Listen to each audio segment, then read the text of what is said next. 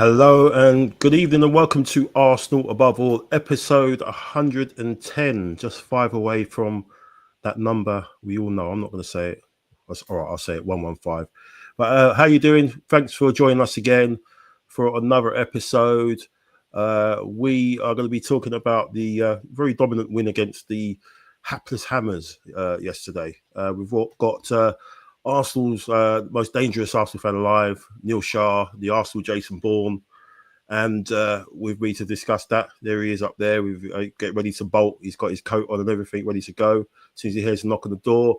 And we've also got Dean, another asset. You know, I don't know whether he's on the run as well with Dean, with Neil, but we'll see what happens if he has to disappear during the stream.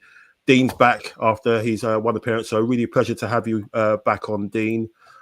So we're going to talk about the win, the nice little comfortable win yesterday, and where it's put us in the table, where a few people are getting rattled already, as you would have seen with some of the reactions from some of the Liverpool fans. But we'll get into that. But of course, before all of that, let's go.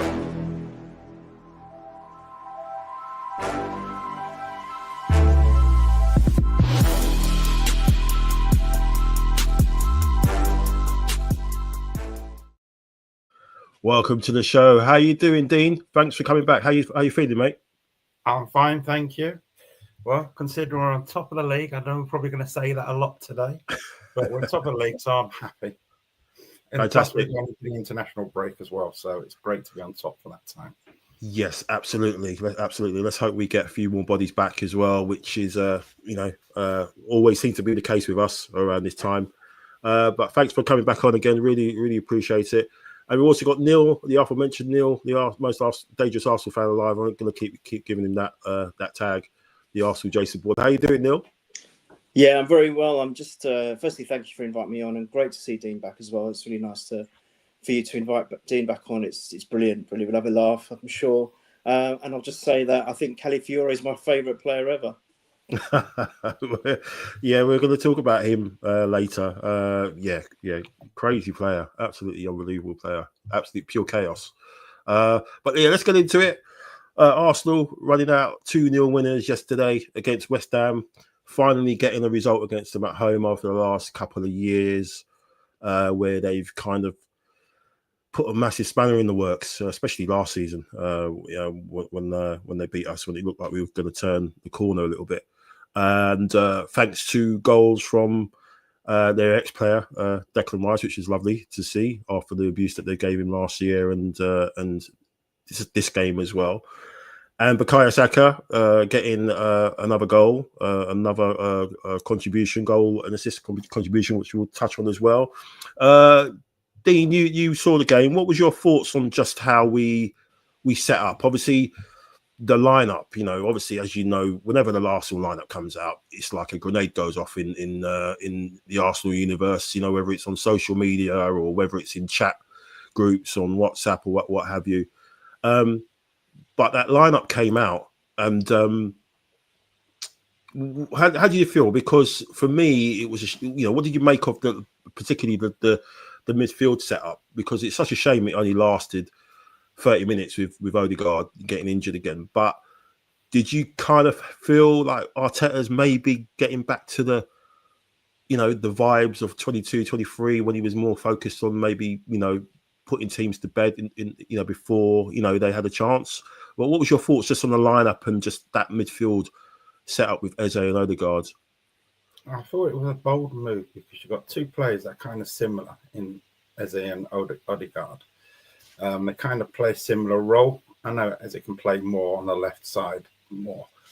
But to be fair, I don't like Rice playing in that position. I think he's better up forward, which I know Odegaard had to go off injured, and we heard it's an MCL now, isn't it? So he could be out for up to 6 weeks. Mm-hmm. But when he came off and,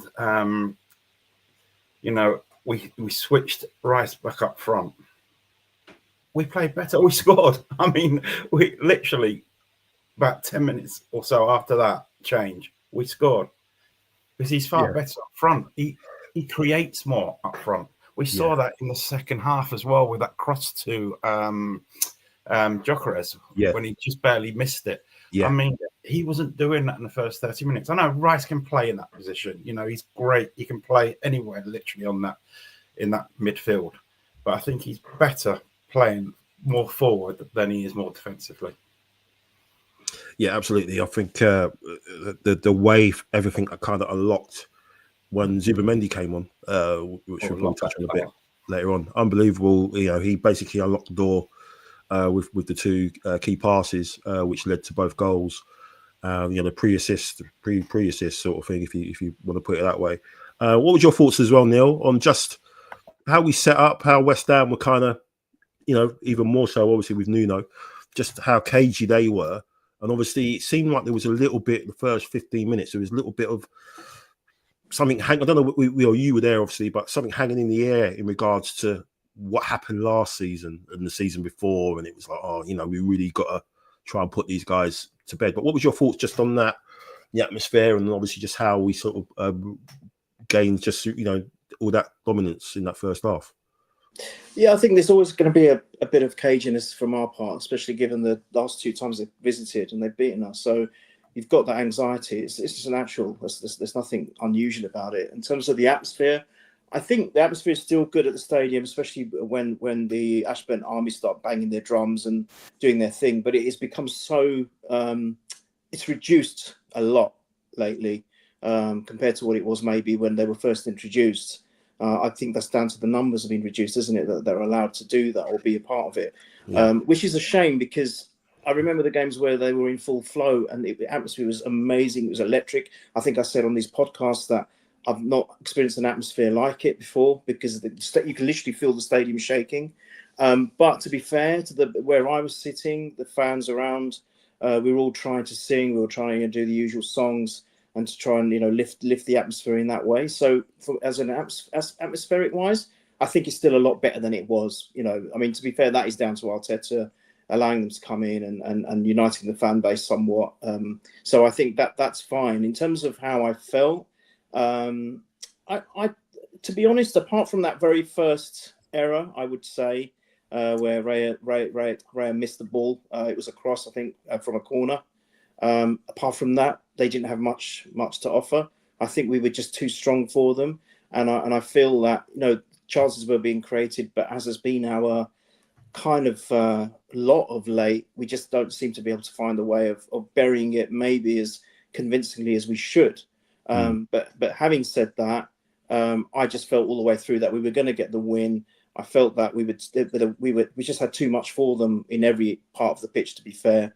And our defence has just been immaculate. You know, even if they do manage to get up to our box, our defence is just too good at the moment. I firmly believe it's the best in the Prem, if not Europe at the moment. So I didn't have any real fears, to be honest, Michael. And I was just impressed. For me, I'm going to mention it straight off the bat. I was watching Calafiore because where I was sitting, that's where he should have been. Yeah. And I kid you not, guys, but this is a true story because if I had the guys who were sitting next to me, I had his number, I could get him to verify this. The only time we saw him in that position was for a throw-on. That was it. That was it. He was in the midfield. He was down the plummet where Martinelli should be, or who Trossard should be. There was one time I think he was on the other side on the wing playing, and every time we looked at him, because I was making a point of it, it's the other guy next to me, he was doing. He goes, "Oh God, look where Calafiore is now," and I'm like, I'm not surprised. The guy's a maverick. There's no position. You can't call him a left back. He's taking inverted left back to the next level. You can't call him an inverted. He's a player of all positions. But the thing is, I have to say, he does it with confidence. He actually does it with confidence, and he can progress the ball very effectively. I mean, he even had that shot that hit the bar. You know, I mean, I really like him. I really like him.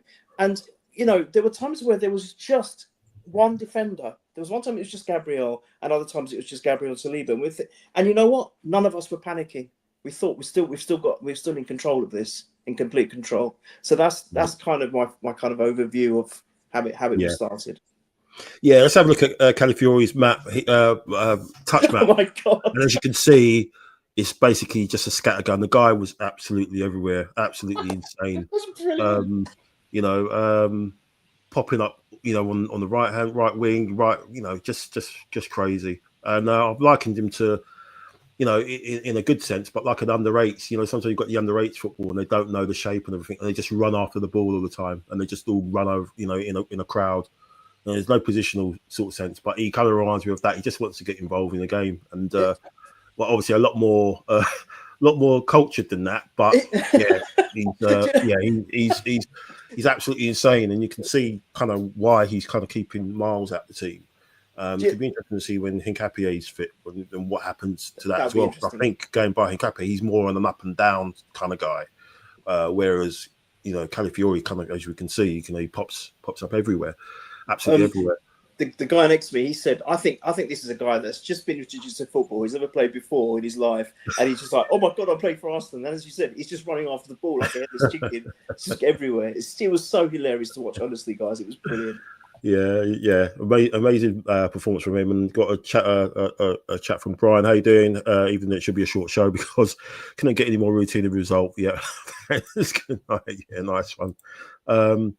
And getting a routine Odegaard injury to round it off. Yeah, it's crazy, isn't it? It's just again another injury. I feel for him because he can't seem to catch a break in the Premier League at the moment. There's 3 home games where he's not lasted the half time. Obviously he did in midweek in the Champions League, but it's a bit worrying for him. You just hope he's mentally he's all right in that regards, because this time this was an impact injury. The other ones he was due to him falling and stuff. But Brian says pure rotation with the squad in games against struggling teams. Bigger games should show what Arteta best and strongest 11 is. Yeah, we're going to go on to that a little bit in terms of the attack. In terms of just a couple of questions in relation to that, but just touching on the performance, Dean, did you feel like in terms of where we were last year and the years before, do you feel like this performance was more of like a little bit of a growth in terms of the superiority we were showing against a lower ranked team, rather than whereas before we used to panic a little bit, whereas it seemed like we were very controlled throughout the whole game? It didn't seem like there was a moment where we were sort of getting silly, firing shots left, right, and centre and stuff. It was very much controlled. And do you think that's more of the growth of the team knowing that we're good enough, and if things don't work out, we've got quality on the bench to come in to change that? Or do you think it was just because of West Ham weren't that good, or do you think it's a combination of both? I think it's a combination of all, but I think the main thing is what you just said about the strength and depth, because we all know that a player, I mean, take Martinelli. I love Martinelli, but I know for the last 2 years he hasn't been performing well. But we get someone like Eze, who supposedly we were going to get for the left wing, which I don't understand why, because we have got 2 left wingers in there. But he's brought in for that anyway. Martinelli's improved this season. All right, he's coming off the bench. But he's coming off the bench and he's scoring, or he's doing something for the game. And I think it's because players are now worried about being in the team, especially when you've got a World Cup coming up as well. So, and I think this is the best thing for Arsenal, is that we've got players that can take players. Mosquera, for instance. I mean, Saliba gets injured. You won't even notice that Saliba's injured now with Mosquera. I mean, but that will improve Saliba even more if you can improve him. And I think this is why we're doing well, because we've got players now that are worried about their position. And I think that's pushing them forward. We're getting results now where we would have lost last year. We lost to Newcastle. We lost to West Ham. We've won those games. All right, we lost to Liverpool. But that was just a freak goal. I mean, we're probably going to win the goal of the season, that. But we know that. We know Liverpool. If it wasn't for that, we would have got a point, which would have been brilliant at Anfield. Yeah. We're not playing like Wenger style football. We're sort of in between Wenger and Jules Graham. If you remember Jules Graham's style of football, where our defence was at that time the best defence in the world, probably. And I think, like Neil said, we've probably got the best defence in Europe as it is now. Yeah. But we had 22 chances on goal yesterday. Yeah. Is that what the stats was? 22. I mean, and they didn't even have a shot on target. No, he didn't. They had no shot. I mean, that shows our defence. And people going on about Gyökeres, but 3 goals in 7 games is still pretty good for a person who's just come into the league. Yeah. But I watch him, and do you know what he reminds me of? And people are going to laugh at me for this. He reminds me of Haaland. The way if you watch how he runs and how he uses his body to push out players, that is Haaland. Right, he hasn't got the finishing yet, but I reckon he's still going to get 20 goals this season for us. Yeah, we're gonna have a good chat, good chat about Gyökeres in a bit, because I was watching a bit of the City game today and just watching Haaland. Obviously, Haaland's proven it. He's won. He's seen it, done it all over the place. I was just watching him, and guy's just strolling around. He's walking around. He doesn't really get involved that much. He stays on side, everything, and he occasionally drops off and links up and everything like that. And it's just interesting with the chat. The chat's going to turn now with Gyökeres not scoring and looking like he's really struggling at the moment. But then there's other people that are looking at the work that he's doing and the way that he's attracting some of the defenders away. And I think I was talking to yourself, Neil, yesterday about how he just seems to draw attention.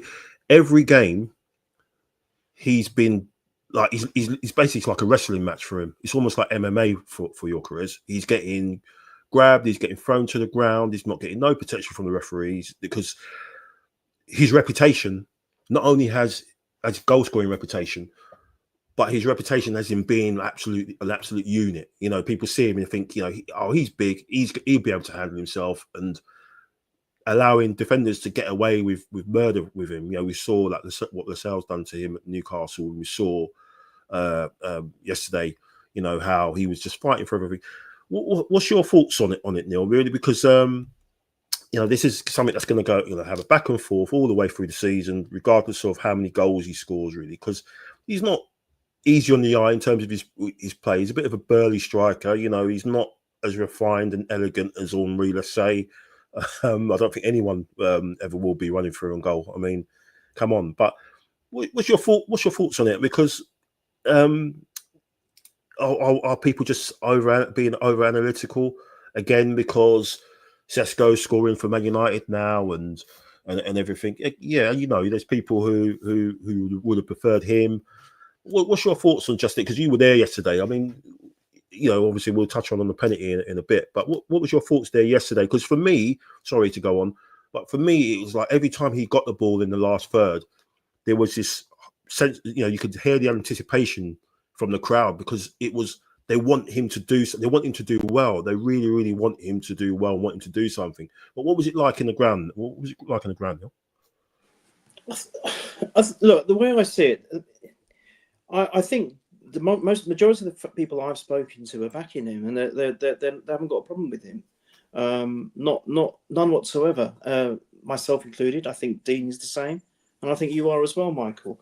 Yeah. I think at the end of the day, you can't compare him with anyone. It's wrong to sit there and start comparing him with Haaland and start comparing him with Henry. He's his own man. He's his own player. Yeah. And what he brings to the table, a clearly good example of that is the goal that we scored against who did we play midweek in Europe? The goal that Martinelli scored off the Olympiacos. Yeah, Olympiacos. Yeah. What he done? He had 2 defenders literally sandwiching him, squashing him, and he still managed to fight them both off with his strength and his power.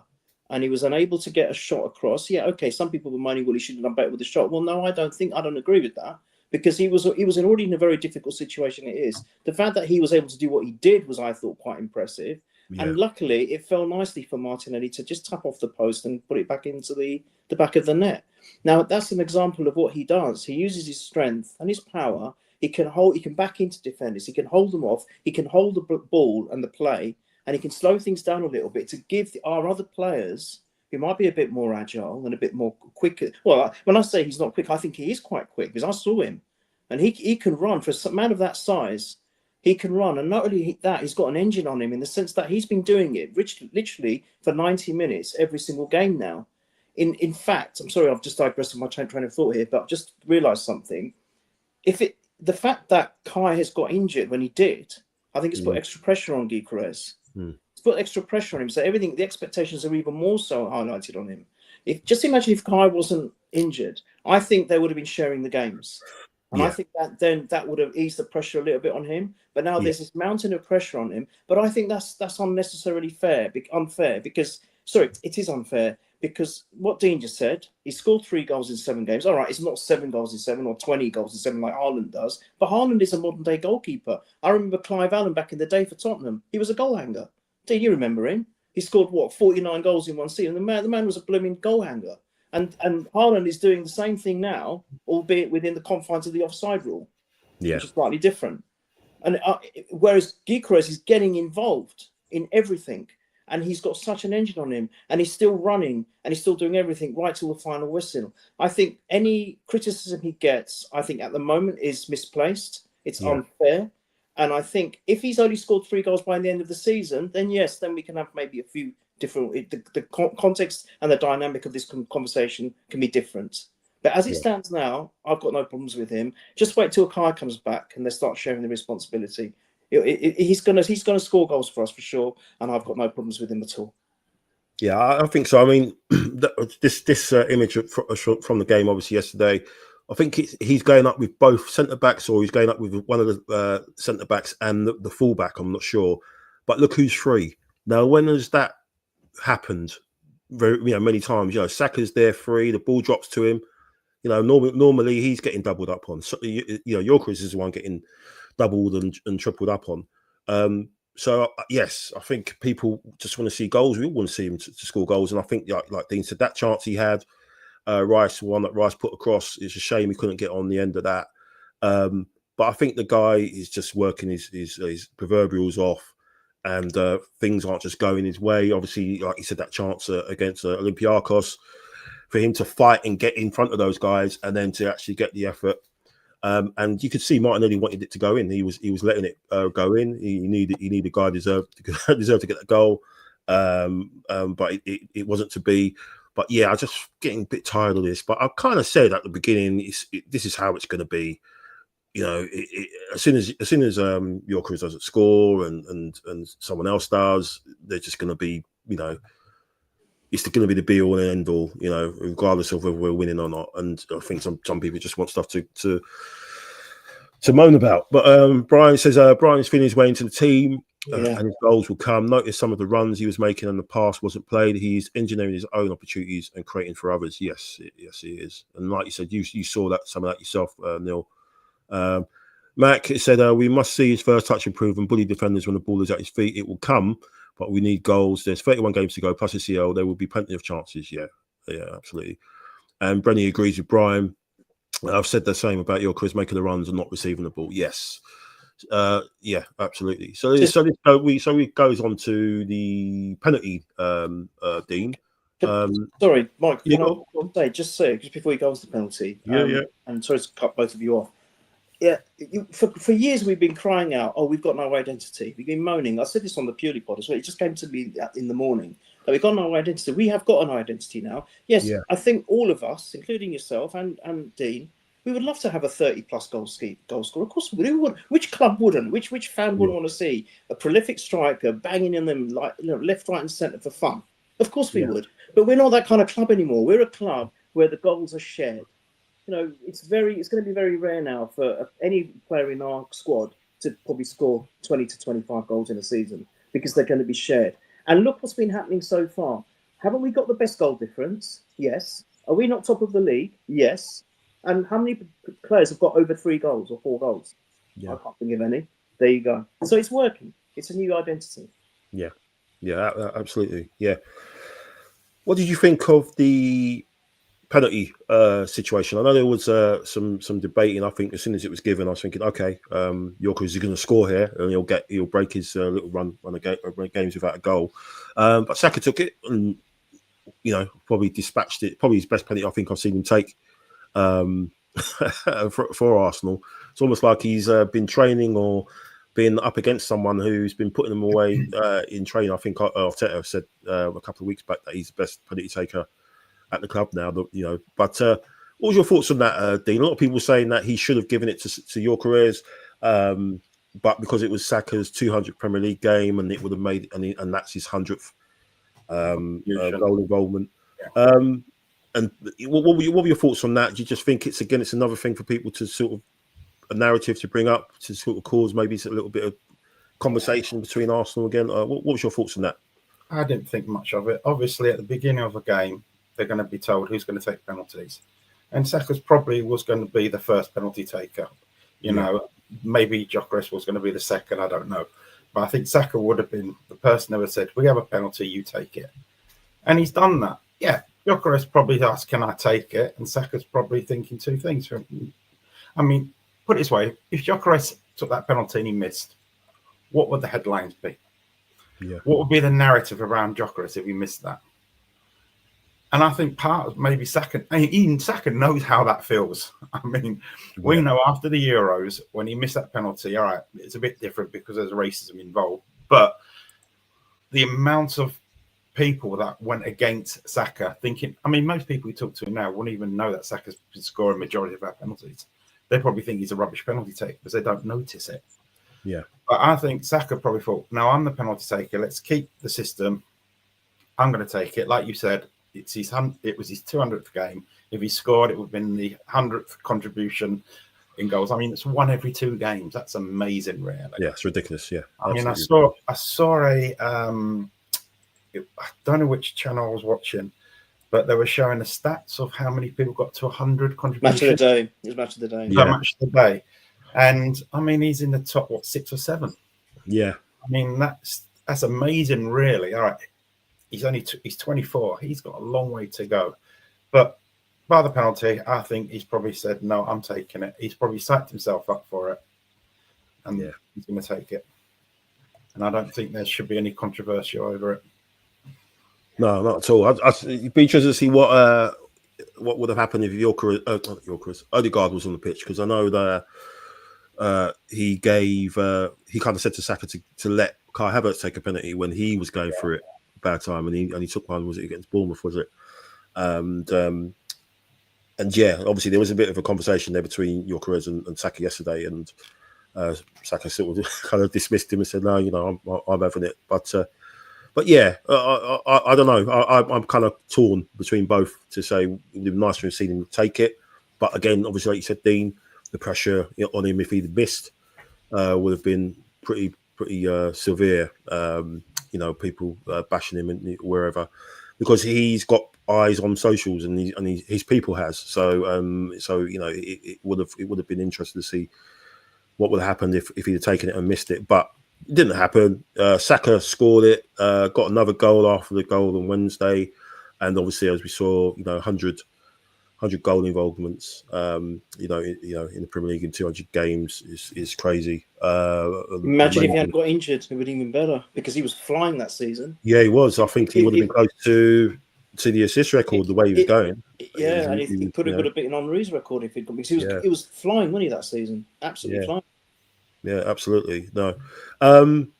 Let's obviously talk about Saka, but let's talk about Neil, probably the most consistent defender in world football at the moment. And I don't think there's a better right back. A lot of people say Reece James is, and if he can stay fit, which he has been at the moment, to be fair. But talk to me about this guy, Neil. Do you want to go right now? Before I thought you might want to say a few words. You just let me have the floor. No, let you have it. Let you have the floor, man.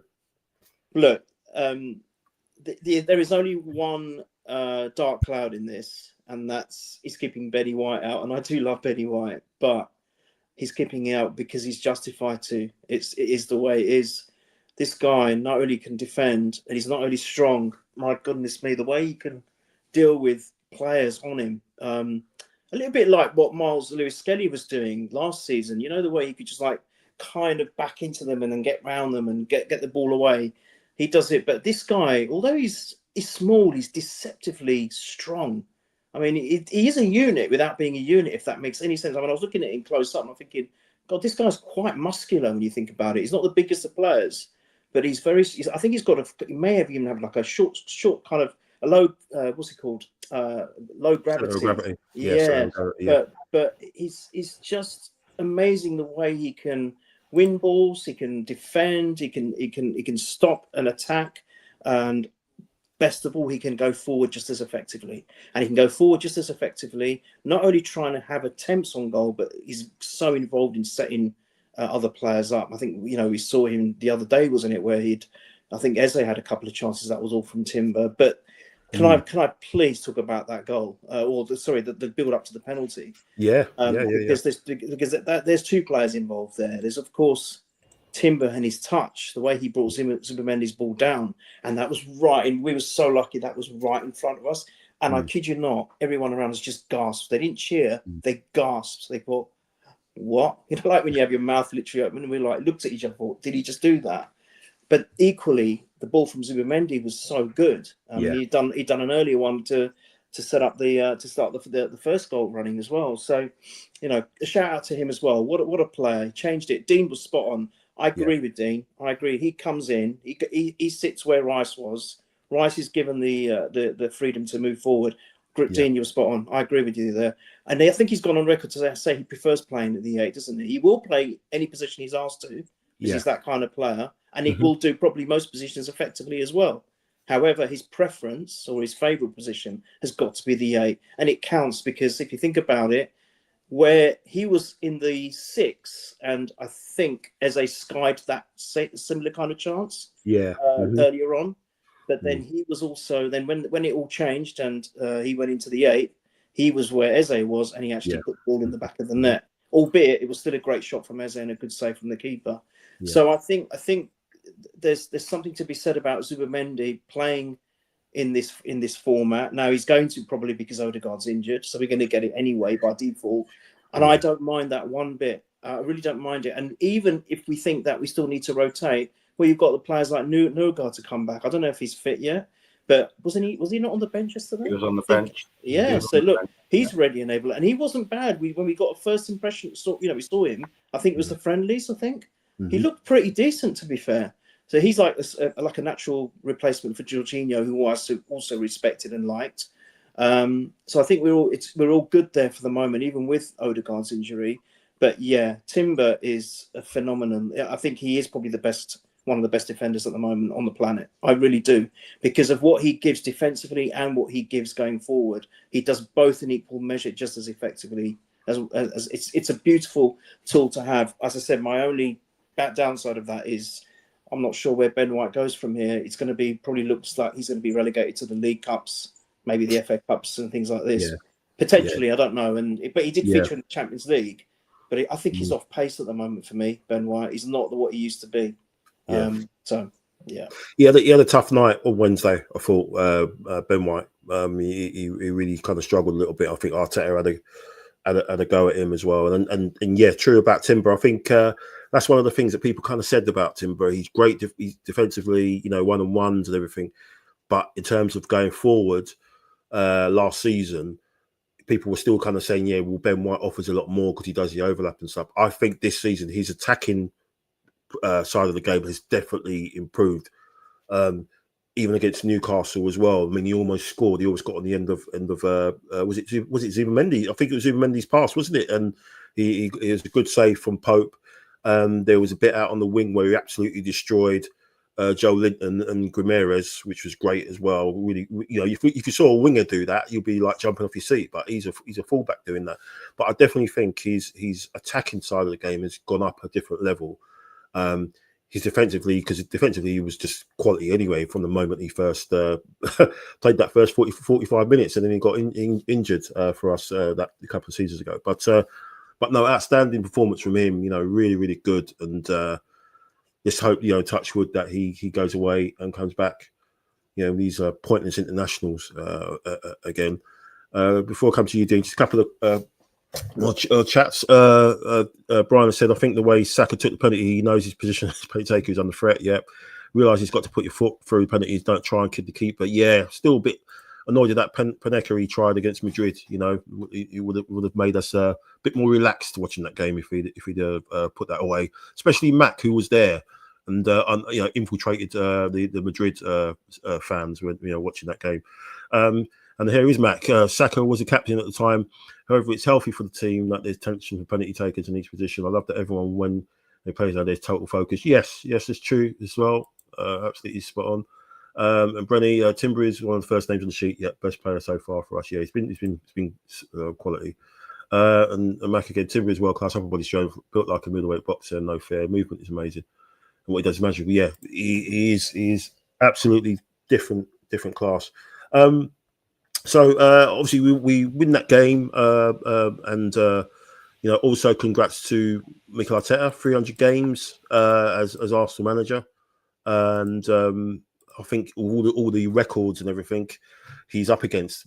I think he's like 5th or 6th on the list, and all of them have won a title. I think all those people that have got 300 games, and it's like he's got such great figures. He's got the highest win rate as Arsenal manager, but he still hasn't got that league title. Like Arsene Wenger, Bertie Mee, and George Graham had, obviously Herbert Chapman. But because you haven't been on previously in the main chats, Dean, what's your thoughts on this season for Arteta? Are you feeling that he's got the tools now to deliver? Is it all about context, about how the season pans out, or as like some people are saying, is there no excuse really? He needs to deliver one of the majors. Well, I don't like that word, no excuse, because most of that is people are going to say it's no excuse for him not to win it. Then if he wins it, people are going to say, oh yeah, but he spent £1 billion to win it. He's not going to be able to win that argument. Yeah. But going back to what you actually mean, second place is not bad. I mean, that's 18 teams that haven't that we've done better than. I think, yes, we've got the tools to win it, but I can't say 100% we are going to win it. And if we don't win it, I think it depends how we lose it, if you see what I mean. Yeah.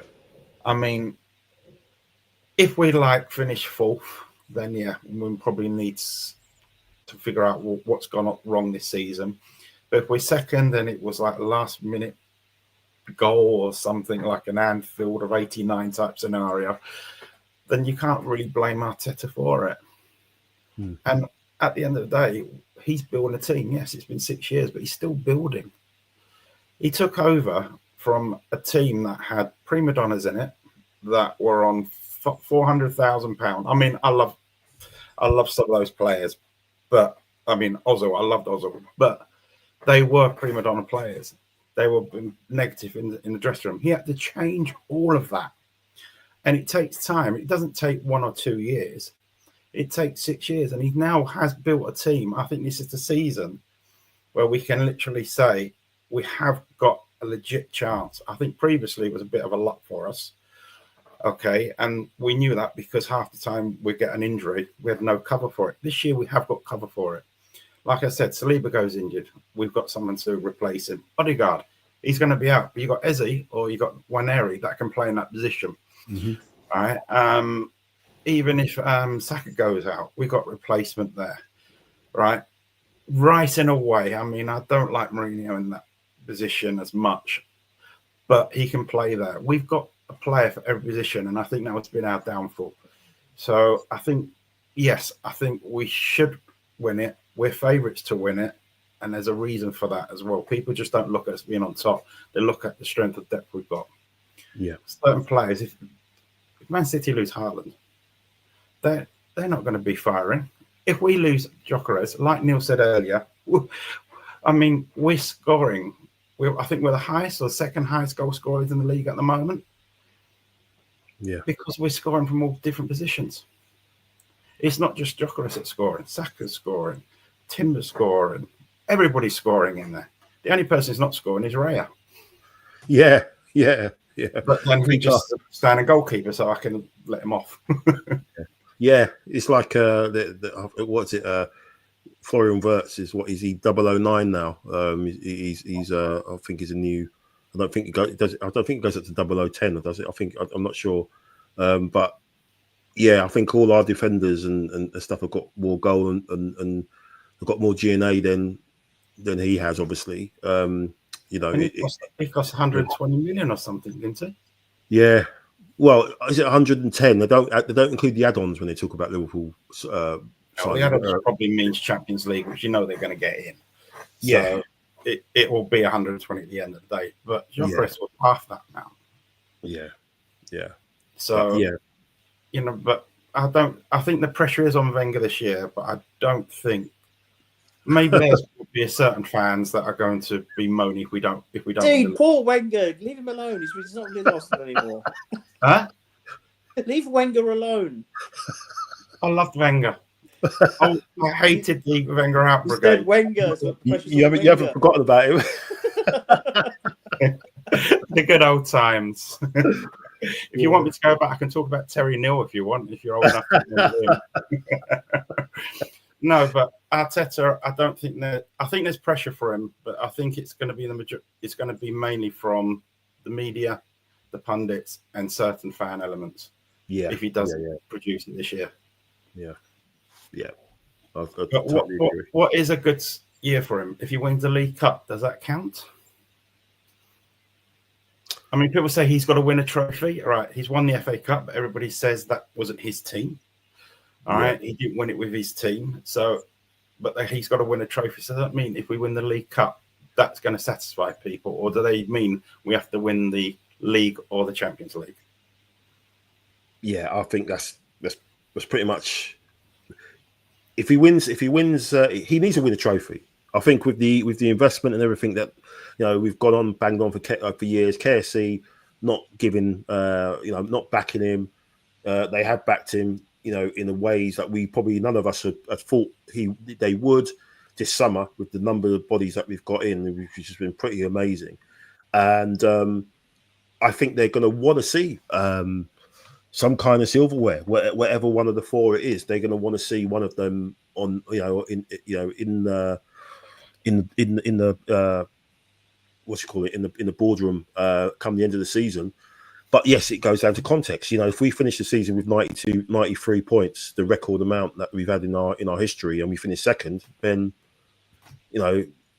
why did that happen? Was there a decision that was made in the run-in where he maybe didn't pay a player, or did he was he too conservative when he should have been? All aspects of that. Was it a dodgy refereeing decision, which we know there's almost possibilities of that happening to us anyway. What happens in the Champions League if we get knocked out? Down to a dodgy goal in the last minute. So there's so much context, but it's going to be he has to win something, and I think for him, for the board, for the investment, he needs to win something. Whatever it is, obviously as fans, we want it to be one of the ones that either the league or the Champions League. We've not won one in 21 years. We've never won one before. So, so for me, that's it. I think he's got no. I'm not saying he's got no excuses, but everyone knows that with the squad that we've got, which is like what everyone is saying in the chat. We've got cover now. We've just got to manage it properly. Brenny says we can win a fourth double or a treble, treble. Quadruple. That's Neil's trademark. That he's been saying that for the last as long as I've known him. He's been saying quadruple. So, and I will continue to do so. I believe. I'm going to go back to Wenger. Wenger said we're going to go undefeated. Everybody laughed, and he did. Yeah. Can I just say something about this? I think the other thing is. Look, I'm going to be honest, Dean. I've been very frustrated with Arteta. You know that because I speak to you all the time. I have been frustrated. I do feel he needs to win one of the big two this season. But we're a club. We're not one of these sort of. And this is with all due respect to other clubs who maybe have a smaller size. We're a massive global club, and we've got now the backing. We've been given the backing financially, or the owners have given us the backing. He has had money to spend. Now, all I will say is I was very frustrated with the first few games. You know this, Michael. You know this, Dean, because he had the players at his disposal, but it felt like he was still paying some teams too much respect, and he wasn't going bold with his team selection. However, he has changed that now. So credit where credit's due. He is playing a more of attacking kind of lineup. He is starting to, deciding to play as they would be more effective. He's not just going in and throwing Marino in where I think Marino is probably a better substitute to play up front rather than the middle. So he's doing all the right things. Now, you can't really blame him now. If anything, it's now down to the players on the pitch. We've got the right players. We've got the right mix of players. And I think that, it's down to them now to do the business. And so where before I felt like a lot of the responsibility or the buck laid with him, at least now, especially in the last 2 or 3 games, he's now shown that, no, I will trust more of my players, trust more of my squad, and go for a more attacking kind of lineup or a setup. So it is difficult, but I don't know. There's something tugging me, pulling at my heartstrings, saying my head is saying that maybe if we end up losing at the last minute, that is a bit unfair to then judge him, because that could go either way. And then you could look at the free kick that Liverpool scored. If that hadn't happened, then we would have won the title. So you can do all of that kind of analysis. But I think, Dean and Michael, if we're at the title race with about 7 or 8 games to go or more, then I think that is a failure, especially with the squad that we've got. Yeah. So you're saying if we go to the end of the season, it's hard to judge, and if we only lose by a point or something or goal difference. But I think if there's like the whole of May and maybe a part of April to go, and we're out of the race, I think that's a failure personally. And I know a lot of people might think I'm being too harsh, but I think with what we've got now, I think we should be really taking it right to the last game of the season. To be fair. Yeah, I agree. Yeah. Do you think that we're also sort of, because if you look at other teams, you've got Tottenham who won a trophy last season, Chelsea won a trophy Palace, all London clubs. Yeah. West Ham won a trophy 2 seasons ago. All London clubs are winning trophies. We're supposedly meant to be the best team in London. Yeah, our trophy hall is bigger than anyone else's in London. But we haven't won anything, 6 years now? Is it 6 years? Coming up to 6 years? Yeah. Do you think that's the pressure as well that us fans are seeing? Tottenham celebrating a European trophy. Right. Chelsea probably didn't even care about the conference, but they still celebrate it. West Ham celebrate. It was massive for them. Yeah. Crystal Palace winning the FA Cup, which I actually enjoyed because, as you know, me and Neil live near Palace, so we got a little tiny soft spot for them. But all these London clubs are winning and we're not.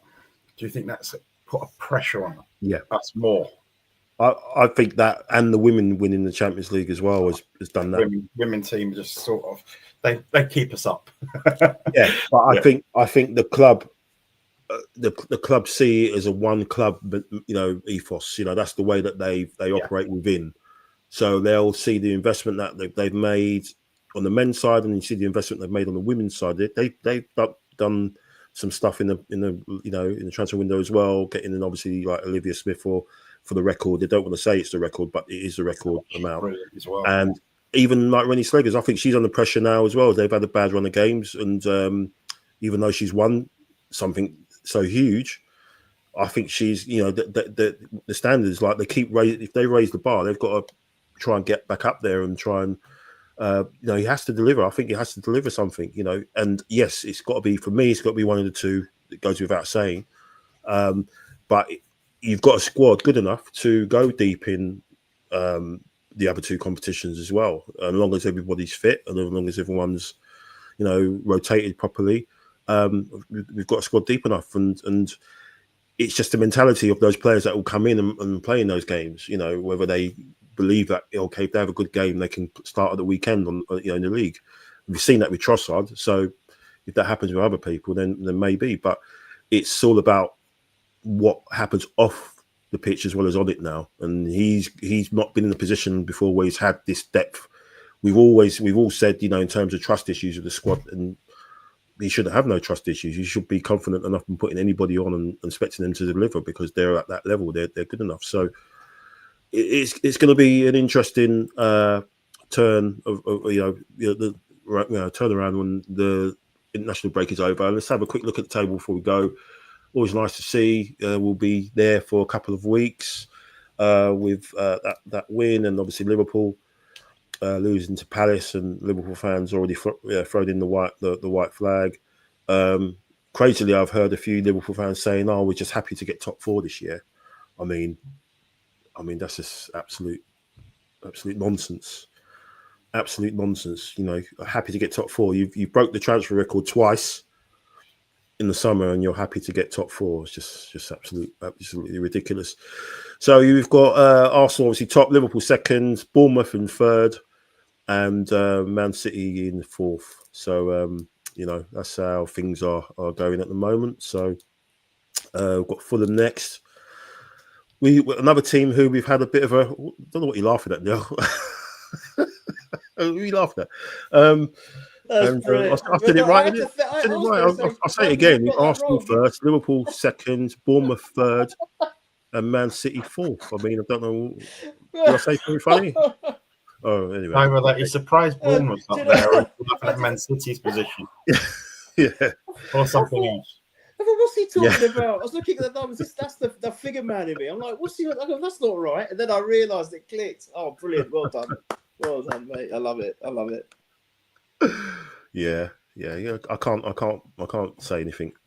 I can't mention them. I'm trying to go through without mentioning them if I can. So I'm doing pretty well so far. I've got a jar for £1, and there's nothing in it at the moment. So, but Christmas is coming up, so I might just have to start saying it so the kids can get some presents this year, man. I don't know. Yeah, so looking good. We're going to be there for a couple of weeks, which is great. Just go back into the chat before we go. So just talking about the trophies and Arteta. No one has scored against us in Europe, and we have let in 3 goals all season. Yes, so looking good, man. Defensively, really, really strong. You know, we've only let in 3 all season. So yeah, let's just keep it that way. Brenny, some of us fans were very salty last season with clubs winning trophies. Then start talking about 3 second place finishes better than the cups. When we played the game, we wanted to win. We want to win on this year. That's what it's all about. And Brenny's found something funny as well. I don't know what he's laughed. Did I say something funny there? I don't know. Must have said something funny. So Max saying, "Oh, I believe City are our main rivals." Yeah, City. I think so, but I also think, like Dean says, if Haaland gets injured, and they haven't got another centre forward, have they? And Mamouche, is it? And Mamouche, yeah, but he's injured, and Haaland normally picks up an injury, and he's out for a couple of weeks, and he's normally has a couple. So we'll see. See what happens there, and I think you can't write them off. You can't write. They're 3 points behind us, I think, even after the way that they've started. So they're 3 points behind us. So still a long way to go, but it's good to be where we are after the start that we've had and the fixtures that we had, and obviously they tried to sort of puncture us our wheels before we had a chance to get out the block. So it's great to be where we are after all of that. And it's the same. I believe City are our main rivals. Our main advantage over them is their defence is leaky. Liverpool will be top 4. We need to go for Semenyo in January. That's all she wrote. Yeah, Semenyo, man. Rumours were that we had a deal sorted out for him on transfer deadline day, and someone who is no longer at the club kind of stopped us doing the deal.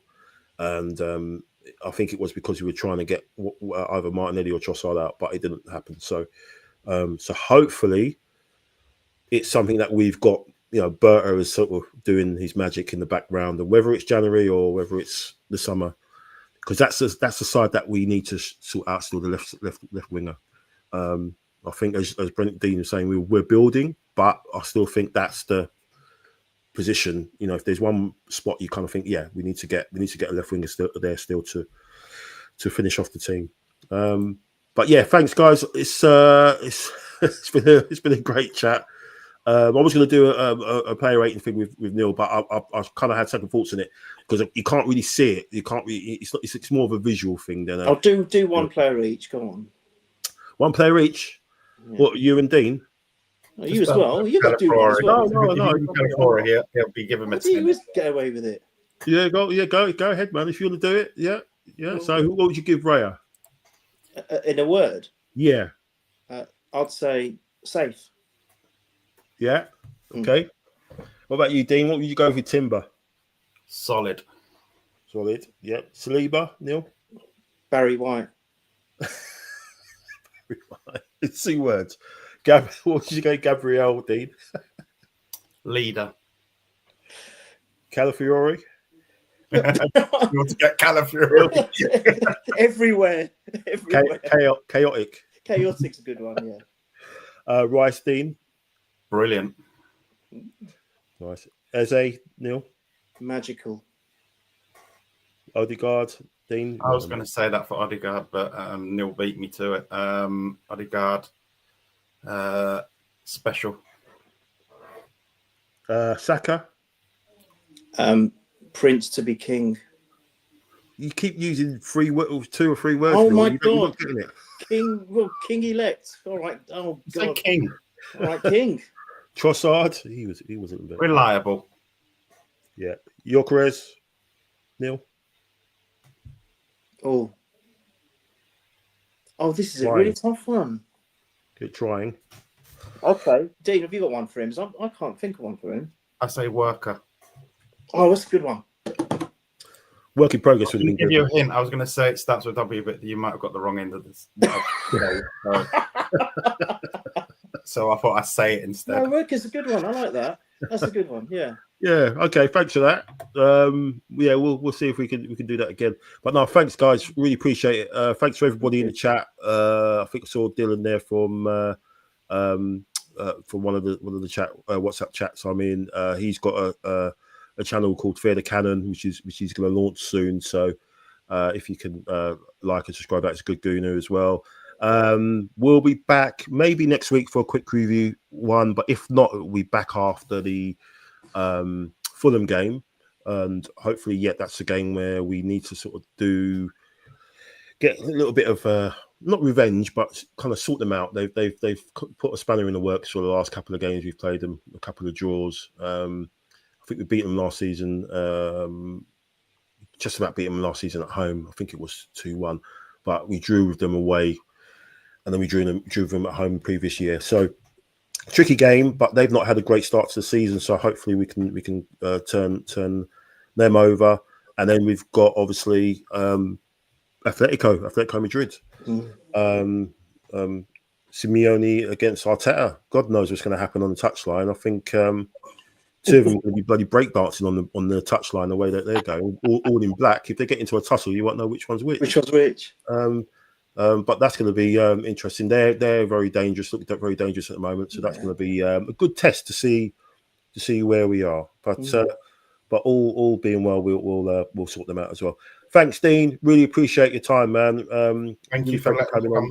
It's been Great really stuff fun. again. Have you on again very, very soon. And also, Neil is going to disappear into the shadows. The most dangerous Arsenal fan alive, the Arsenal Jason Bourne.